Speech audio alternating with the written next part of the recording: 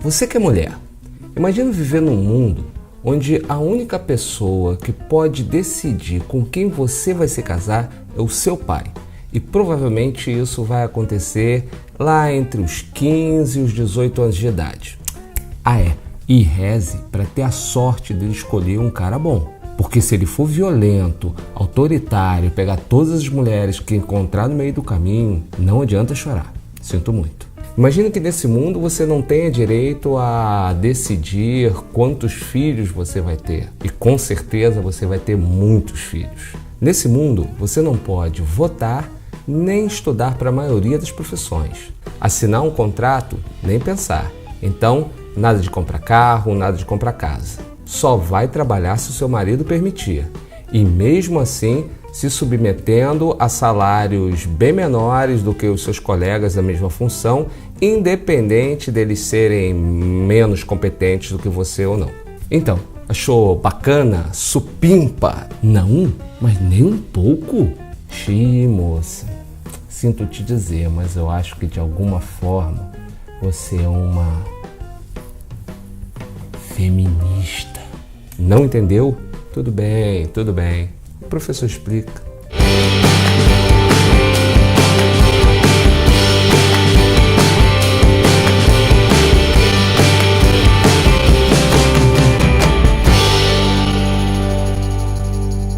Ao contrário do que muita gente pensa, o feminismo não é a ideia de um gênero tendo poder superior ao outro. Inclusive, a ideia de que o feminismo seria o contrário de machismo é um negócio completamente equivocado. Todas as definições do movimento falam exatamente o contrário, de que o feminismo busca desde a sua origem a igualdade de direitos, ou num termo mais apropriado, a equivalência de direitos, de valor, de reconhecimento, de poder.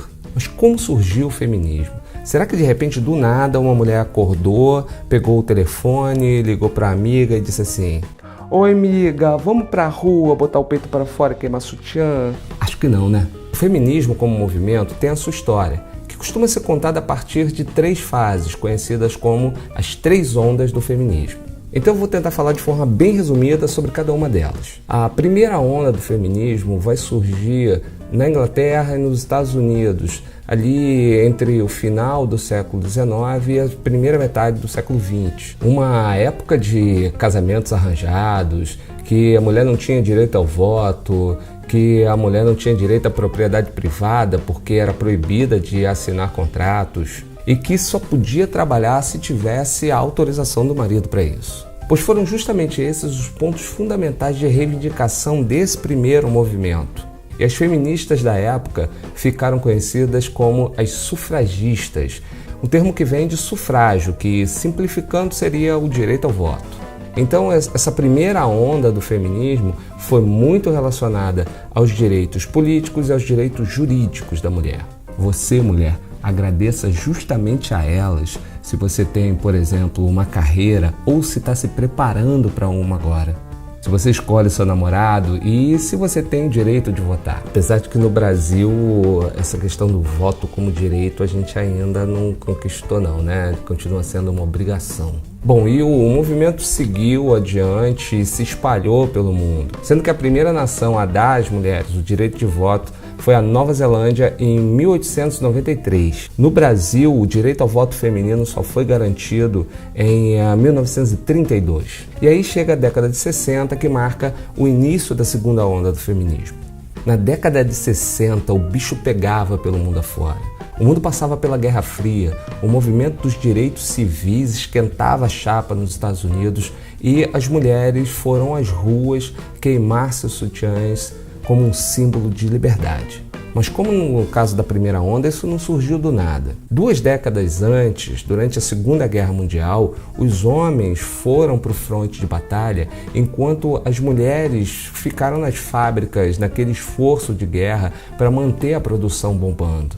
Quando a guerra acabou e houve o retorno dos homens para os Estados Unidos, principalmente, o que aconteceu foi praticamente o seguinte: muito obrigado, minha querida. Agora você pode voltar para a casinha, lavar a roupinha, cuidar do bebê, fazer papá para o papai e ficar bem bonitinha, do jeitinho que ele gosta.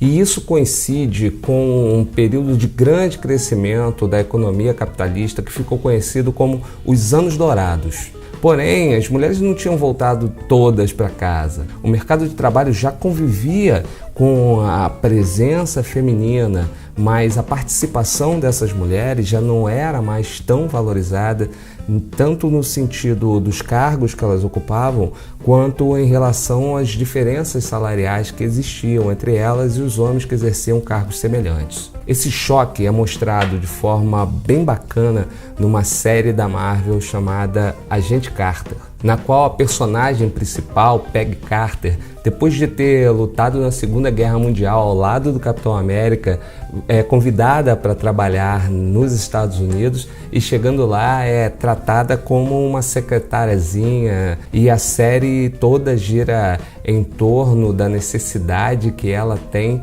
de mostrar o seu valor. Vale muito a pena, assistam, principalmente vocês, meninas. Então, ao longo desse período de pós-guerra, a publicidade caiu matando, pegou pesado nessa venda da ideia de que o prazer da mulher deveria estar em cuidar da casa, em cuidar da família, em cuidar do marido. E junto com isso, venderam todo tipo de produto para o lar, sempre com a imagem da mulher arrumadinha, bonitinha, penteada, prontinha para quando o marido chegasse em casa. Até aí tudo bem, a maioria poderia até se sentir feliz com isso. O problema é que toda mulher que não se enquadrava nesse padrão era imediatamente julgada, segregada. Sendo assim, a luta das mulheres que impulsionaram a segunda onda do feminismo girava em torno do direito ao prazer da mulher em relação à própria vida e meio que complementavam as pautas de reivindicação da primeira onda com o direito ao trabalho, o direito à igualdade de valorização dentro do mercado de trabalho e a divisão de responsabilidade na criação dos filhos. Foi então que na década de 60 surgiu pela primeira vez a expressão liberação da mulher como uma das bandeiras do movimento. Já pelo final dos anos 70,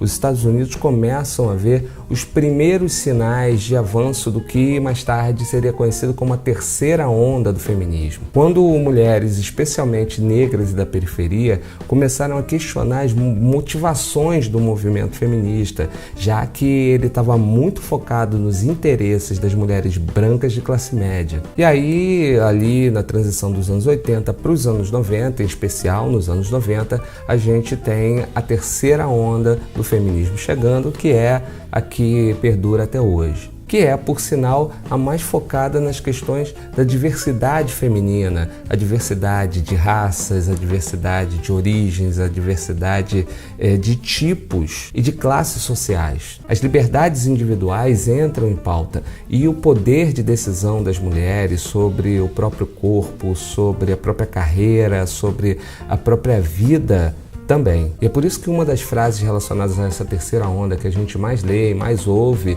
é justamente meu corpo, minhas regras. Há muita informação equivocada e conclusões precipitadas a respeito do que seria o movimento feminista na atualidade, que questionam essas mulheres que dão a cara a tapa em busca de direitos que deveriam ser buscados por todos. Como todo movimento social vem como resposta uma tentativa de satanização do feminismo, como se fosse algo que estivesse aí para forçar todas as mulheres a seguirem os padrões impostos pelo movimento, quando na verdade é o contrário disso. Daqui de fora do campo, como homem, o que eu vejo no feminismo é justamente um movimento que busca da mulher o direito de escolher qualquer caminho que ela queira seguir, independente dela querer ser a dona de casa que cuida do marido e que deixa de trabalhar fora, ou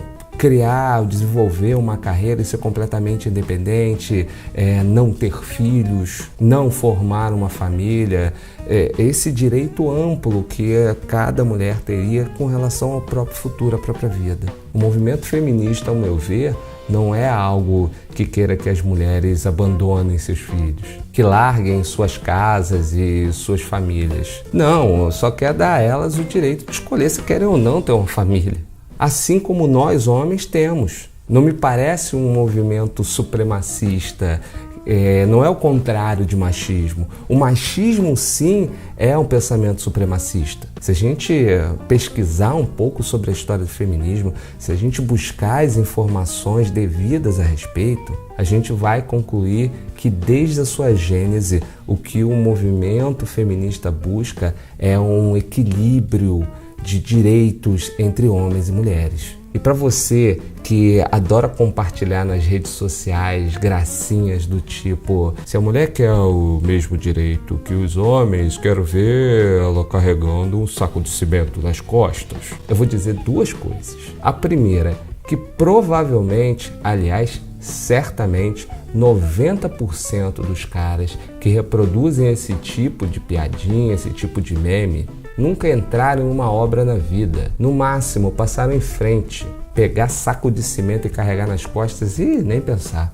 E outra, se força física fosse o determinante para a posição social de cada um, nessa foto que vocês vão ver aí, os cargos de comando e chefia não estaria com os caras que estão à esquerda da imagem, e sim com os que estão à direita.